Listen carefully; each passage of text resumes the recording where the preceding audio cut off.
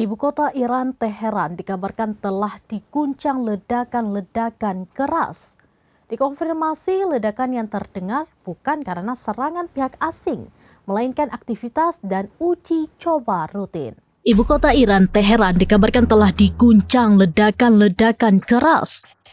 Dikonfirmasi ledakan yang terdengar bukan karena serangan pihak asing, melainkan aktivitas dan uji coba rutin. Mengutip Tribunnews pada 29 Januari, kabar ini dilaporkan oleh sumber utama Mehr terbaru.